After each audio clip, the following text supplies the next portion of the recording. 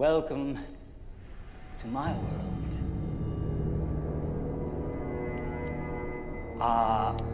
If I were you, I'd back up a little.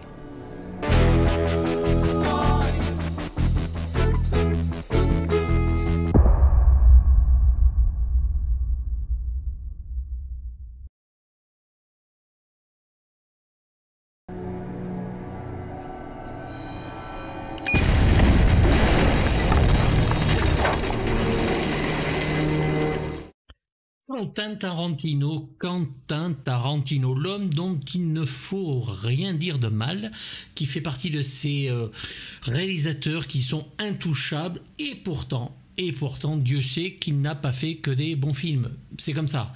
Alors moi, j'ai décidé effectivement de changer la donne en vous donnant mon meilleur à moi, pas cinématographiquement, hein, je tiens à vous le dire, parce que pour moi, il a fait deux très bons films. Vraiment deux films que j'adore regarder. Et le reste... So she switched to let it ride. Then over on Fremont Street, 6 kids won her a car. Pour moi, Tarantino est un excellent dialoguiste et j'ai du mal avec ses films. Certains vieillissent très mal, certains sont indigents, certains sont plus longs que... celle de Ludovic, mais voilà. Bon, je suis un peu, je fais pas partie des fans ultra hardcore de Quentin Tarantino. Il a fait de très bons films, il en a fait des moyens, il en a fait des pas bons. Faut faire avec, c'est comme ça. Alors je sais que vous allez me tomber sur la gueule, me chier dans la bouche et essayer de m'enfoncer toute une batterie de Panzer dans le cul, parce que je suis pas le grand fan de Sir Tarantino, mais en tout cas celui que vous aimeriez que je sois. Mais voilà, bon, il a réalisé des bons films, d'autres moins. C'est un super dialoguiste, mais je trouve qu'il a une tendance ces derniers temps à s'écouter parler.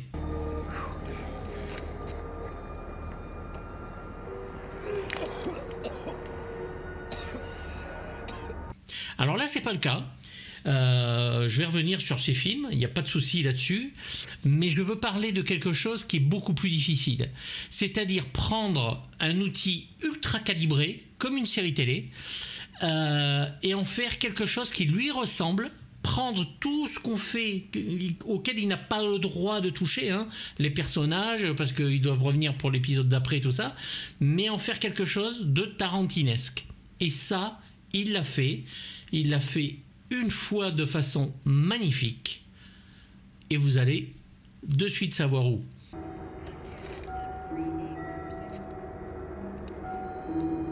That's peculiar. Donc Les Experts Las Vegas, une excellente série américaine ultra calibrée mais que l'on adore, hein. Je parle pas des autres, hein, qui sont vraiment indigentes pour le coup.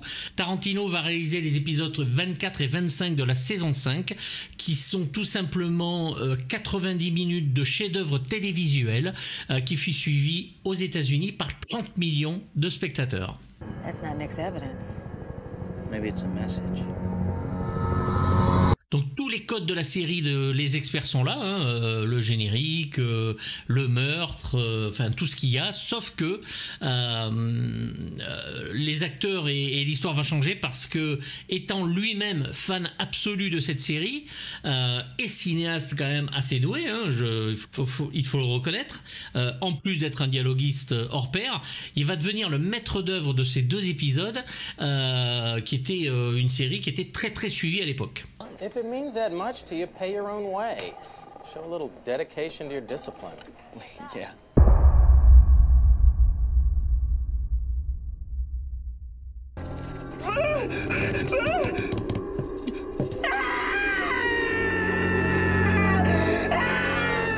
Donc il va déjà donner une épaisseur au personnage qu'il n'avait même pas, parce que c'est vrai que c'était une série comme NCIS, tout ça, où on n'essayait pas trop de déroger à la règle, on leur donnait pas vraiment de vie extérieure, mis à part leurs enquêtes et leur travail. Donc ils étaient jusque-là cantonnés à leur rôle, mais il va changer la donne en donnant déjà des références et des invités, hein. On y voit en maman de Nick Lois Chiles, qui a été une ancienne Bond girl dans Moonraker.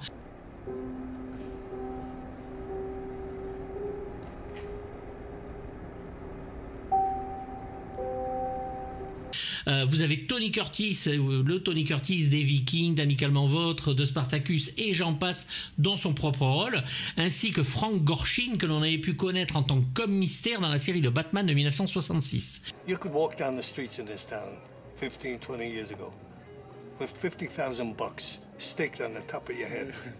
Ils jouent leur rôle pour vieillir un petit peu ce Las Vegas pimpant depuis 4 ans dans cette série et en faire quelque chose qui nous ramène à un temps qui n'existe pas comme Tarantino sait si bien le faire.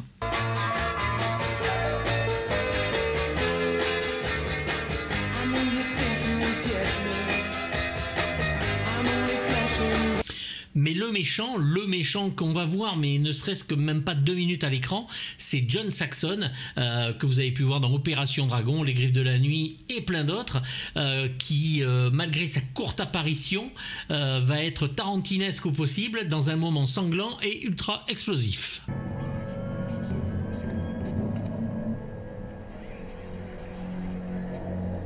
I got a thumb. Donc Tarantino, lui, adore jouer avec les codes et surtout apprécie la rapidité d'exécution qu'il y a sur une série télé. Hein. Il faut aller très très vite pour tourner les scènes. On n'a pas le temps, on n'a pas le même budget. Et contrairement au cinéma, il va s'amuser quand même malade. Donc il avait réalisé déjà un épisode d'Urgence en 1995, qui était pas trop mal. Et il avait surtout joué un méchant dans la très très bonne série de J.J. Abrams qui s'appelait Alias, où il était vraiment excellent. Mais c'est dans Les Experts Las Vegas qu'il va se permettre d'aller jusqu'au bout de son plaisir. What are you doing, Nicky?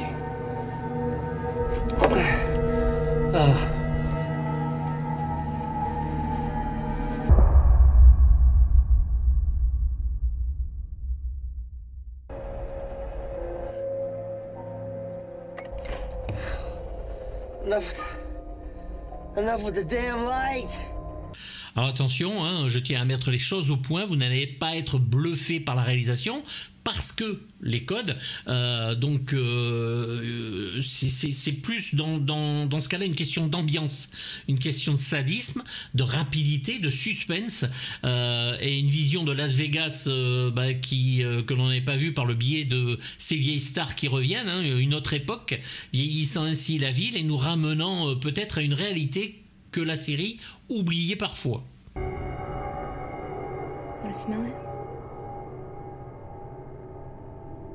I hope your friend dies. Tarantino a coécrit l'histoire et en fait un épisode d'un sadisme absolu, une violence monstrueuse, puisqu'il est grand fan de la série, il veut mettre son cinéma dedans. Ça va commencer par l'enlèvement de Nick Stokes, qui est quand même un des personnages phares de la série, avec cette ombre terrifiante qui lui arrive derrière. Et après un léger flashback, l'enquête va pouvoir commencer. Elle est bien sûr très très personnelle pour les acteurs du film, puisque l'un des leurs a disparu. Et surtout pour le personnage de Warwick, puisqu'il aurait même pu être à sa place. Once we reassemble all the components, we'll be able to tell where the bomb came from. Maybe that. Yeah, maybe if we count up all the damn maybes, maybe Nick will be alive. You know what I'm saying? Donc là où Tarantino s'amuse, c'est que qu'est-ce qu'il va faire le tueur? Il va enterrer Nick. Donc Nick est enterré dans un cercueil de plexiglas, comme d'ailleurs Uma Thurman dans Kill Bill 2. Il va lui laisser une arme, au cas où il a envie de se suicider, un enregistreur audio, s'il a envie de laisser ses dernières paroles, et de la lumière pour qu'il sache bien où il est. Le sadisme vient de là, comprendre que l'on est enterré, seul, oublié, et peut-être ne jamais être trouvé.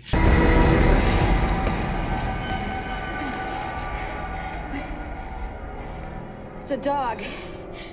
Nos experts, eux, vont recevoir via un colis à l'intérieur une cassette audio avec dedans une chanson qui est fort à propos de ce qui se passe, et Grissom va partir avec et surtout découvrir une clé USB dans cette enveloppe.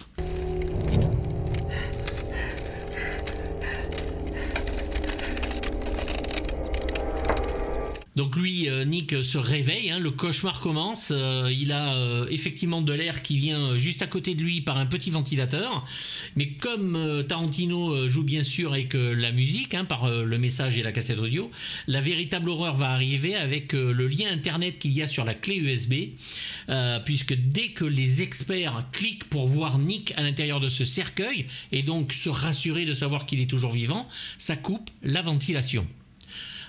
Eux ne le savent pas puisqu'ils ne peuvent pas communiquer, il n'y a pas de micro, il n'y a rien, et donc ils cliquent en levant l'air du cercueil petit à petit. Un vrai sadique.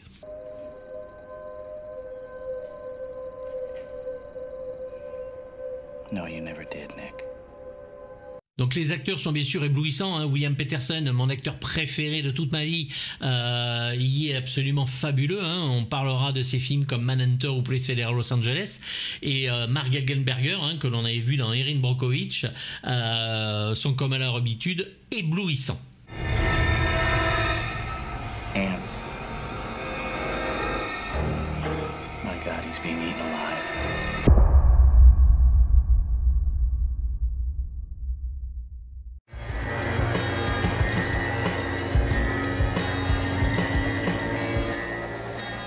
Donc à la fin du premier épisode, hein, de la première partie, Grissom va, grâce à Catherine, réunir les $1 million de rançon demandés par le tueur. Grissom se rend sur place, se trouve face à face avec John Saxon, donc le tueur, qui va se faire sauter devant lui au Semtex sans même prendre l'argent. Il n'en a rien à foutre en fait, et ne laissant absolument du coup aucun indice pour trouver Nick. C'est ça qui est absolument génial, c'est que on se retrouve à la case zéro, si je puis dire, même si parfois un doigt qui reste de l'explosion peut suffire.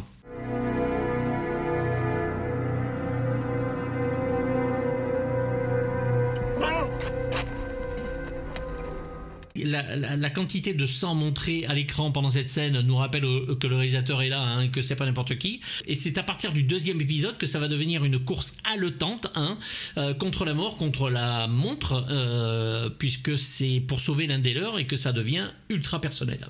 That's it, Nicky. Stay still. They won't bite as much.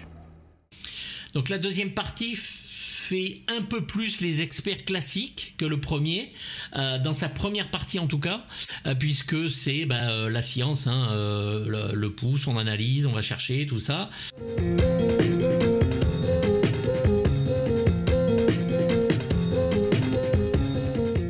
Nick, lui, dans son cercueil, va comprendre que c'est la lumière qui coupe le ventilateur. Il va prendre son arme, tirer sur la lampe et faire un trou dans le plexiglas, mais au moins il peut respirer à foison. Alors il a ces petits bâtonnets que vous cassez pour faire de la lumière fluo, donc les experts continuent à le voir, hein.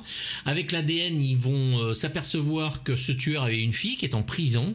Ils vont aller la voir, mais elle est remplie de haine, hein, puisqu'elle est devenue une sorte de pute, hein, pour ses collègues de prison, et du coup elle n'a pas envie de leur parler. Elle est presque contente que Nick soit dans cet état, et comme elle dit bien à la fin qu'il crève, elle n'en a rien à foutre. Show me what you're made of. Come on, buddy. Gotcha. Les experts avaient fait condamner d'ailleurs cette fille-là à cause d'un gobelet qu'ils avaient trouvé dans une scène de meurtre, hein, alors qu'elle n'était là qu'en tant que témoin, et c'est pour ça que le père se venge. Son père ne pouvant plus accepter ce qu'elle devenait en prison, et sa fille n'étant plus que haine, et du coup il va décider de se venger de ses experts en enterrant Nick.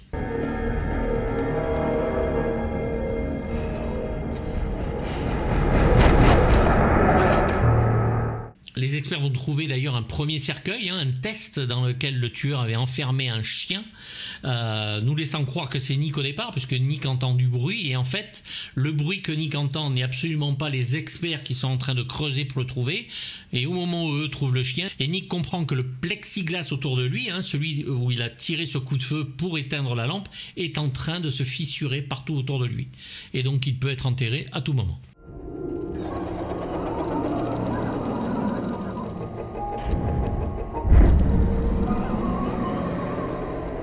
Alors Alors ce pauvre Nick va perdre peu à peu les pédales, hein, je pense qu'on en serait tous là. Moi je suis claustrophobe, hein, déjà quand je suis enfermé dans mes chiottes, je me demande où je vais. J'imagine même pas ce pauvre gars. D'ailleurs pendant les interviews qu'il a données suite à cet épisode, il disait, il y avait ce salopard de Tarantino qui me parlait par le tube en disant c'est super, alors là tu vas jouer comme ça, et puis là tu vas jouer comme ça, et lui il était là j'en peux plus. Donc Nick perd les pédales effectivement, hein, pendant que ses équipes trouvent ou essaient de trouver chaque fibre trace qui leur permettrait de le retrouver. Il va enregistrer un message audio que Grissom va voir à travers la vidéo, et comme Grissom sait lire sur les lèvres, on a une scène vraiment émouvante où il comprend ce que Nick est en train de lui dire et il va lui répondre. Quentin est vraiment fan de la série, ça se voit à travers ça. Il veut vraiment nous montrer les personnages autrement et il y arrive divinement. Solenopsis invicta. Fire ants, very rare in Nevada. They don't like our soil. The only places you find them around Vegas are in plant and tree nurseries. Mais malheureusement, hein, tout ne peut pas, bien sûr, se passer avec un suspense qui est, oui, on va y arriver à la fin. Non, Nick a tiré dans le plexiglas, laissant un trou, et par ce trou, voilà, des fourmis de feu, donc les pires fourmis qui existent, vont commencer à rentrer dans le cercueil et le dévorer vivant. Donc du coup, la course contre la montre, c'est un sprint, hein, il faut se dépêcher. Grissom étant entomologiste, il va pouvoir trouver de quelle fourmi il s'agit, où est-ce qu'on pourrait le trouver. Ils n'ont que 2 adresses, une correspond à la fille, ils y vont, ils creusent, ils le trouvent. C'est un peu vite expédié, mais bon, c'est le format télé qui veut ça, hein, bien sûr. Ils finissent par retrouver Nick, mais tout n'est pas fini, puisque ils s'aperçoivent que sous le cercueil il y a une bombe, et que si on le sort, tout explose.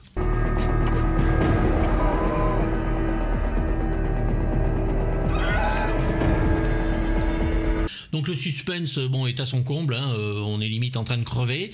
C'est du Tarantino pur jus, on est en pleine vengeance. Il y a de la musique et des plans décalés. Il faut voir Nick en train de se voir autopsier lui-même, hein, c'est en noir et blanc en plus. Donc à la Kill Bill, c'est gore à souhait. On voit les deux médecins qui l'autopsient, qui se fendent la gueule pendant qu'il l'autopsie. Lui il est là, qu'est-ce qui se passe? Mind your hands and feet.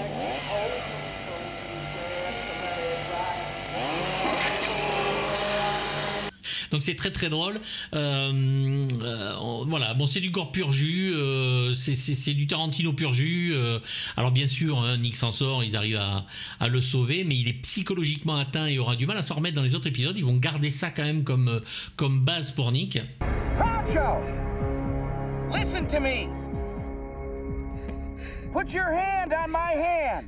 Je peux vous assurer que sur la fin, quand il le sort du tombeau, quand il le retrouve, quand il y a toute cette scène avec la bombe et tout, vous avez les larmes aux yeux, vous êtes tendu comme un string, c'est absolument génial. Et, les acteurs sont vraiment excellents tous, hein, il n'y a rien à dire, on voit qu'ils sont contents d'être dirigés par Quentin Tarantino, qui ne pourrait pas l'être. Je veux dire, c'est fabuleux et c'est un réel plaisir télévisuel, je vous le conseille vraiment. C'est plus sombre, c'est plus violent que les autres épisodes de la série, et Quentin nous prouve qu'il est très très à l'aise avec le format télé. Je trouve ça dommage d'ailleurs qu'il n'y soit pas revenu depuis, parce qu'on aurait bien aimé qu'il continue. Pancho, nod your head if you understand me.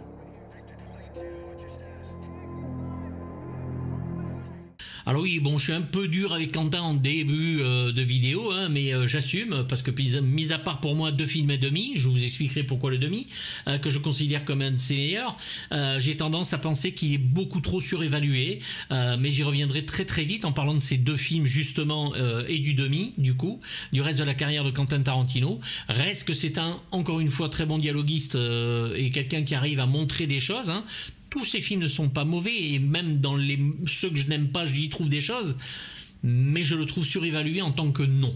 Voilà, c'est le nom qui me gêne, c'est faut pas toucher à Quentin Tarantino. Si, on va y toucher, et il va même se faire déglinguer 2-3 fois. Voilà, bon, j'espère que vous serez d'accord avec moi. Ça a été une découverte, moi, à l'époque. J'étais comme un fou. J'adorais cette série et je la trouve encore géniale maintenant. Il y a d'ailleurs CSI Vegas qui est tombé là aux États-Unis où Grissom revient mener une enquête avec sa petite femme. Dites-moi si vous avez aimé cette série, si vous avez regardé ces 2 épisodes, ou découvrez-les au plus vite. Hein, c'est facilement trouvable. Hein, ils sont en DVD dans la description. Hein, enfin, ils sont trouvables. Et puis dites-moi si vous me trouvez un vrai connard sur ce que je dis sur Tarantino. Vous n'auriez peut-être pas tort. Hein, c'est vrai que je suis un peu dur avec lui, mais je suis dur avec beaucoup de monde. Hein. Si vous me parlez de Martin Scorsese ou si vous me parlez de Stanley Kubrick ou Terry Gilliam, je vais pas te tendre, hein, parce que je n'aime pas que, soi-disant, parce qu'ils ont réalisé des chefs-d'œuvre, tout ce qu'ils ont fait derrière ne sont que des chefs-d'œuvre. Il y a des gens qui vieillissent très mal. Steven Spielberg aussi, par exemple. Moi, je suis désolé, mais Ready Player One. Donc voilà, n'hésitez pas à en parler, n'hésitez pas à me dire ce que vous en pensez. Abonnez-vous si vous en avez envie et je vous fais un gros bisou. À bientôt, bye bye.